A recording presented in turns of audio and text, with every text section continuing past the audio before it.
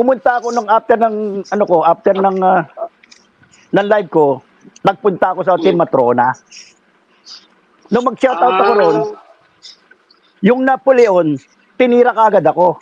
Nagulat nga ako nung pagkaano ko tinira kagad ako nung Napoleon na yun.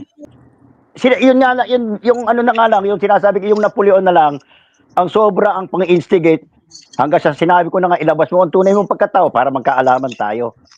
Unfair naman sa akin kako yan. Sabi ko nga kay Napoleon, wala akong pakialam sa gulo-gulo rito.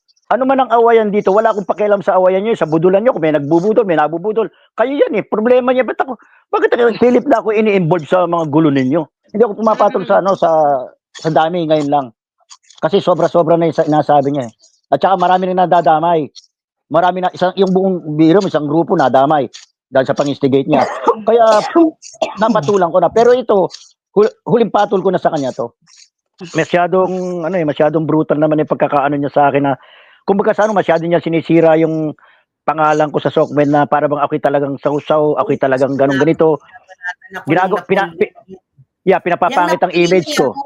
Oo, yung marami. Pero ngayon ang handler niya talaga yung Napoleon na Katay. Ginamit niya sa akin kahapon, Napoleon Katay.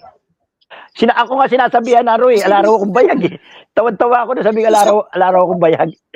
Bakit yung isang katulad ko, bakit kita mo? Bakit hindi lalaki ang gulo ha? Dito sa Sokmed, pinalalaki nila, inisigit nila ako. Baka akala nila, pag naisigit ako, o ni Napoleon, magwawala na ako, Hindi, nagkakamali ka, Napoleon. Hindi mo diyan pwede magwalwal. Pero wag ka magano ng mga fake news. Pinipilit mong lasunin ng isip ng mga tao diyan. Sabi ko, hindi ako nakikipag-away sa ano ko. Hahalukayin kita, Santino. Napoleon. Pangako yan.